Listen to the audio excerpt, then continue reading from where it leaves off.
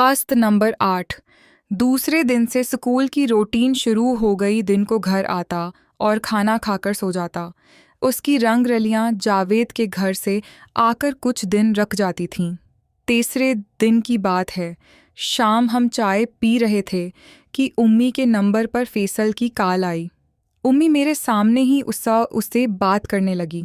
हाँ मेरी जान, फैसल कैसे हो यार? कुछ तबीयत ठीक नहीं, पीरियड्स आ रहे हैं, आज नहीं परसों नहा लूँगी। हाँ ओके लो योटो मेरी जान, फैसल बोल रहा था, लेकिन उम्मी को पीरियड्स चपल रहे थे तो मना कर दिया। हम दोनों माँ बेटे के दरमियान इस रात के बाद कोई बात नहीं हुई थी। काम वाली सुबह आती थी और घर का काम करके 11 बजे चली जाती थी।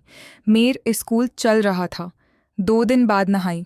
शाम को फैसल और सलीम दोनों आए, रात का खाना खाए रहे थे। हम लोग जब वो आए, उम्मी ने उनके लिए भी खाना बनाया था। वो दोनों भी हमारे साथ बैठकर खाने लगे। खाना खाकर मैं अपने बेडरूम में चला गया, कहीं मुझे फिर से जलील ना होना पड़े। कोई आधे घंटे बाद मैं पानी पीने के लिए बाहर निकला तो ऊन खाली था। किचन में भी सफाई हो चुकी थी, अलबत्ता उम्मी के बेडरूम का दरवाज़ा बंद था, मतलब इंदर चालू हो चुका था। मैंने कोई ख़ास नोट नहीं लिया और आकर सो गया। यकदम मेरे कमरे के दरवाजे पर दस्तक हुई। मैं कुछ ही नींद में था। घड़ी पर वक्त देखा तो 10:30 का टाइम था। इस रात के बाद से मैं कमरे को इंदर से लॉक करके सोता था। मैंने उठकर पूछा कौन है? बाहर से फैसल की आवाज़ आई, दरवाज़ा खोल। मैंने कहा क्यों? वो बोला सवाल न कर, दरवाज़ा खोल।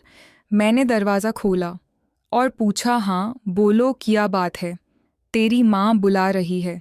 मैं उसके साथ उम्मी के बेडरूम में गया, जहाँ उम्मी सलीम के साथ सोफे पर बैठी थी और उम्मी नाइटी में थी। दोनों सिगरेट पी रहे थे।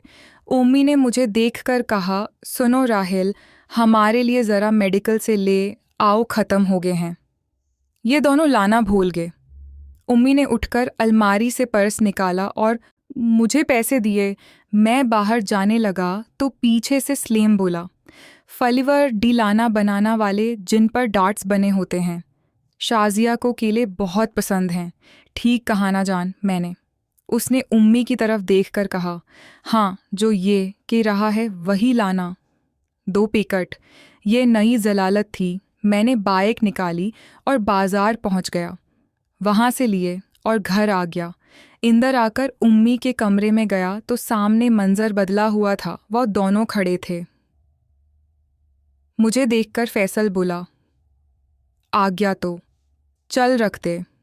यहाँ मैंने वहाँ मेज़ पर रखे और अपने कमरे में आकर दोबारा सोने की कोशिश करने लगा। कुछ देर बाद मेरी आँख लग गई। सुबह मामूल के मुताबिक उठा तो उम्मी सो रही थी, नाइटी पहने। नाश्ता तो मिलना नहीं था। मैं स्कूल बैग उठाकर सकून निकल गया तैयार होकर, और रास्ते में एक होटल से नाश्ता भी कर लिया।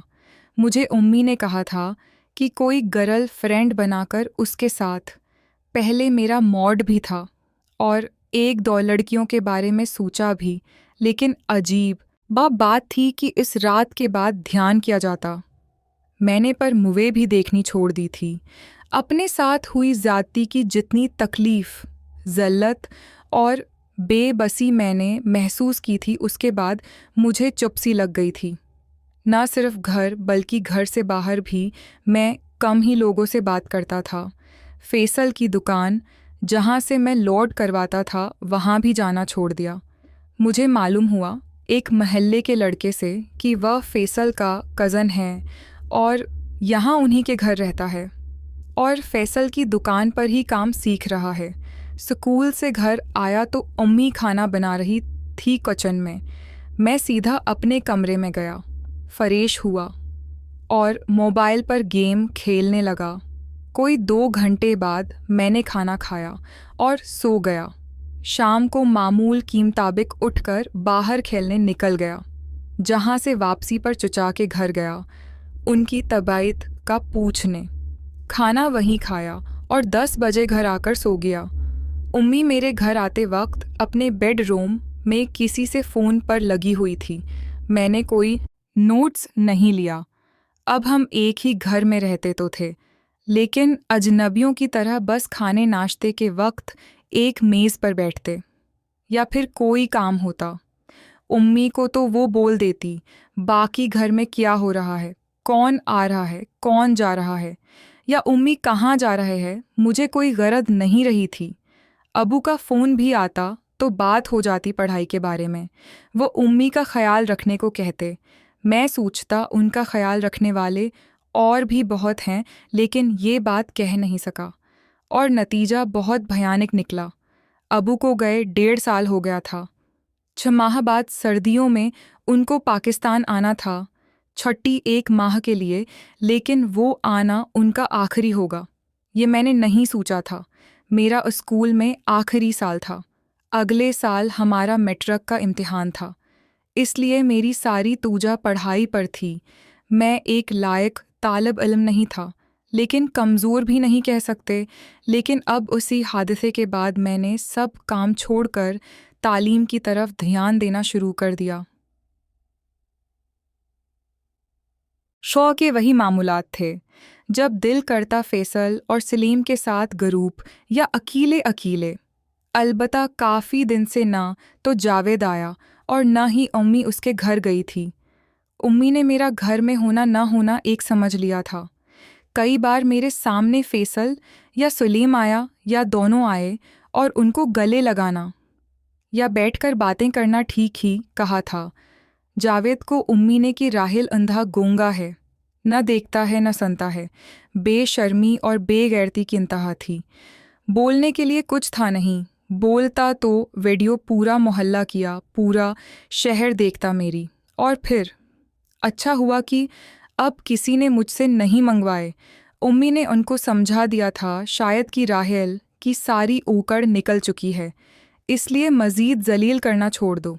ताहम जब कभी इन दोनों का आमना सामना होता, मुझसे तो तंजीही नज़र के साथ देखते, जैसे कह रहे हूँ, क्यों बेटा इकड़ निकल गई या अभी है बाकी, कहो तो निकाल दें।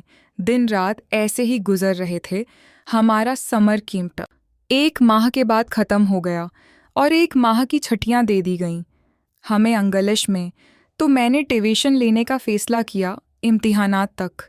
हमारे ही स्कूल और क्लास के इंग्लिश के टीचर सर एजाज, जो हमारे मोहल्ले के ही थे, उन्होंने एक को चंग सेंटर बनाया हुआ था घर की पहली मंजिल पर।